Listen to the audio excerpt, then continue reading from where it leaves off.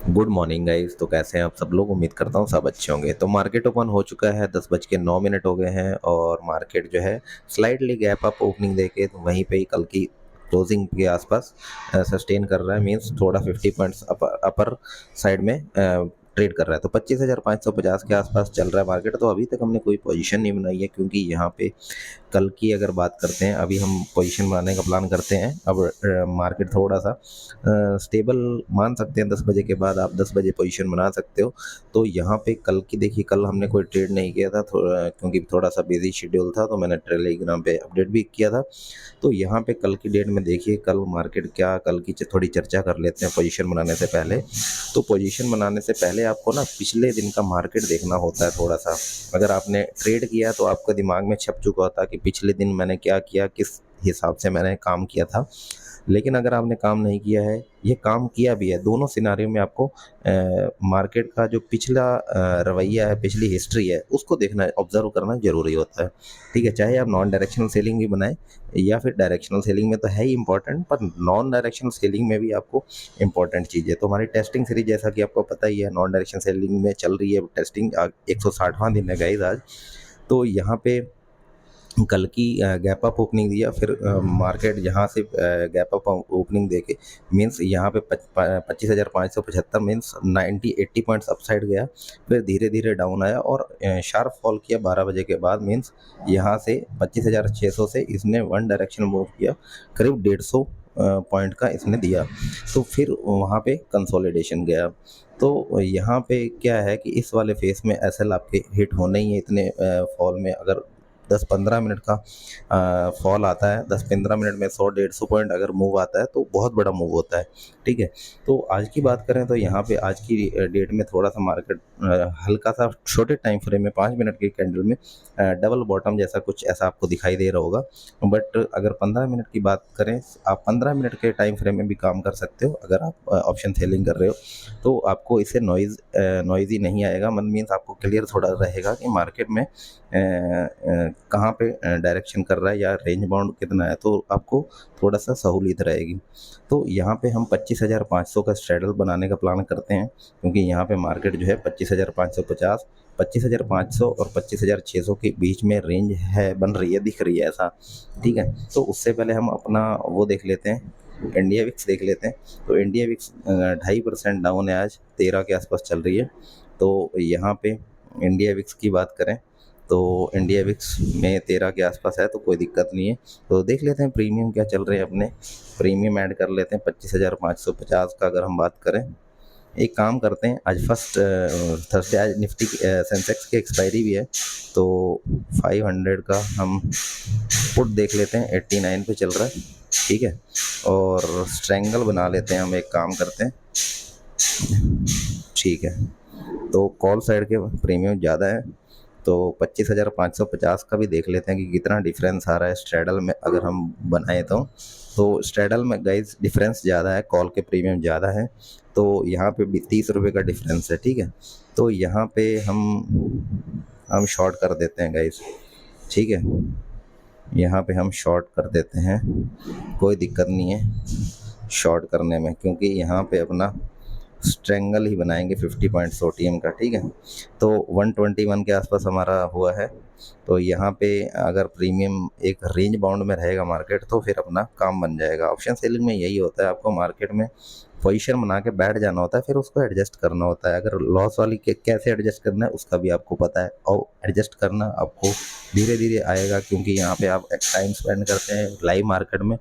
आप टेस्टिंग के हिसाब से कर सकते हैं कि मैंने कितनी टेस्टिंग की है, पेपर ट्रेड कितना किया है, और उसके हिसाब से आप डिसीजन ले सकते हैं कि मेरी स्ट्रेटजी में कब कब मेरे को डिसीजन करता है, कब कब मेरे को एडजस्ट करने की ज़रूरत पड़ती है। जब मार्केट में कितना मूवमेंट हो और कितना वॉलेटाइल किस तरीके से मार्केट चलता है, तो मेरे को कितना एडजस्टमेंट करना पड़ता है या कितने ऐसे लिट होते हैं, तो उसके हिसाब से आपको आइडिया आ जाएगा धीरे धीरे।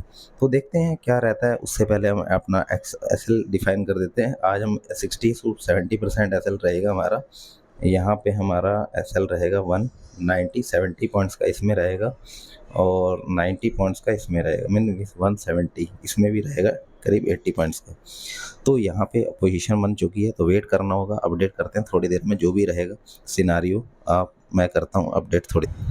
तो गाइस टाइम हो गया 1:02 और अपना जो पहला पोजीशन था उसमें से एक जो पोजीशन है हमने निकाल दी है, क्योंकि यहाँ पे हमने जो स्ट्रैंगल बनाया था 50 पॉइंट्स ओटीएम का 25,500 की पुट में हमारा 151 का हमने निकाल दिया था 12:41 पे। तो उसके बाद हमने एक पोजीशन बनाई, क्योंकि मार्केट को सबसे पहले समझ लेते हैं कि मार्केट में क्या हुआ था। मार्केट में मैं दिखा देता हूँ आपको, क्योंकि 25,400 के आसपास मार्केट आ गया था।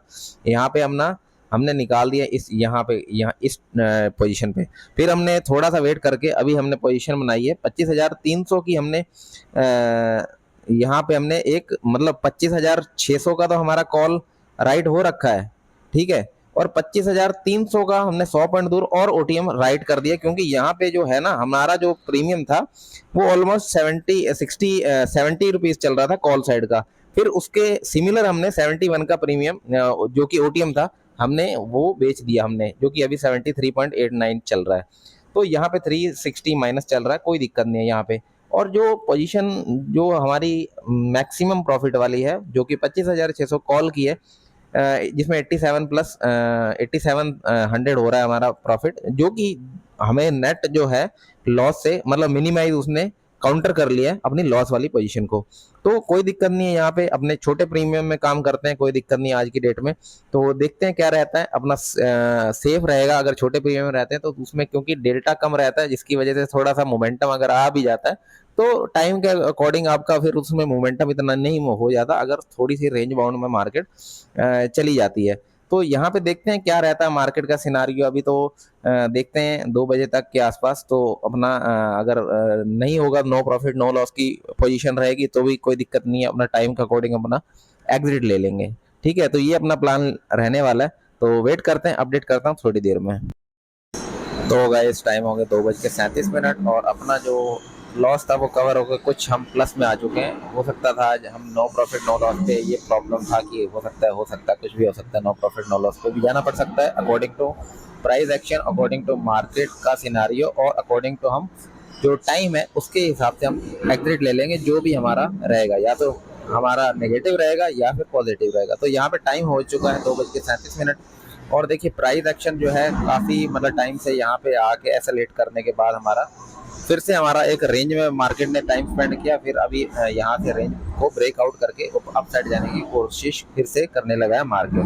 तो यहाँ पे कोई ज़्यादा हमें बेनिफिट नहीं देखने को मिल रहा है आज की डेट में। तो कोई दिक्कत नहीं, यहाँ पे हम अपनी पोजीशन जो है अब क्लोज कर देते हैं, क्योंकि यहाँ पे अब काफ़ी टाइम हो चुका है हमारा, काफ़ी मीन्स हम पोजीशन को बनाए हुए एक एडजस्टमेंट भी हुई है हमारी, और उसको मद्देनज़र रखते हुए, हालातों को मद्देनज़र रखते हुए हम अपनी पोजीशन को एग्जिट कर देते हैं और यहाँ पे हम डन फॉर द डे कर देते हैं, ठीक है।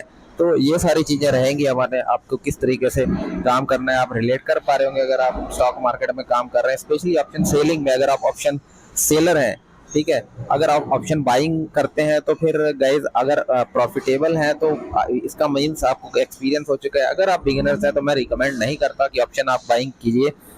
यहाँ पे आप ऑप्शन सेल कर सकते हैं, भले एक लॉट में कीजिए, लेकिन करना आप ऑप्शन सेलिंग ही, क्योंकि क्या होता है ऑप्शन बाइंग में भी आप डायरेक्शनल ट्रेड ही करते हो, तो डायरेक्शन में आप कितनी बार सही होते हो ये आपको नहीं पता होता कि आपकी एक्यूरेसी क्या है। आप most of the time loss कर देते हो आप, क्योंकि वेट नहीं कर सकते, मोमेंटम आएगा तभी आप, डायरेक्शन बिल्कुल एक्यूरेट होनी चाहिए और टाइम के अकॉर्डिंग आपका मोमेंटम आना चाहिए, तभी आपको बेनिफिट मिलेगा। लेकिन ऑप्शन सेलिंग में नहीं है, आपके 70% से अब ही आपके एक्यूरेसी लेवल है और प्राइस एक्शन को इसमें और ऐड कर देते हो तो काफ़ी आपको एक्यूरेसी मिलती है और प्रॉफिटेबिलिटी के चांस बहुत ज़्यादा बढ़ जाते हैं आपके ऑप्शन सेलिंग में। तो मैं यही रिकमेंड करता हूँ जो भी बिगिनर्स है गाइस, ऑप्शन सेलिंग की तरफ जाइए, सीखिए, लर्न करिए, फिर अर्न करिए। कोई दिक्कत नहीं है आपको जल्दबाजी में काम करने का। आप स्टॉक मार्केट हम नहीं रहेंगे एक दिन, लेकिन स्टॉक मार्केट हमेशा रहेगा। तो इस चीज़ को ध्यान में रखना और कभी भी आप बिना सीखे काम नहीं करना, सीखिए, उसके बाद आप फ्री होके काम कर सकते हैं, वो भी मिनिमम क्वांटिटी के साथ, ठीक है। तो आई होप वीडियो पसंद आई होगी। वीडियो पसंद है तो लाइक कर देना और चैनल पे अगर नए हो तो सब्सक्राइब कर देना। तो मिलते हैं गाइस नेक्स्ट वीडियो में, तब तक के लिए take care, bye, thank you.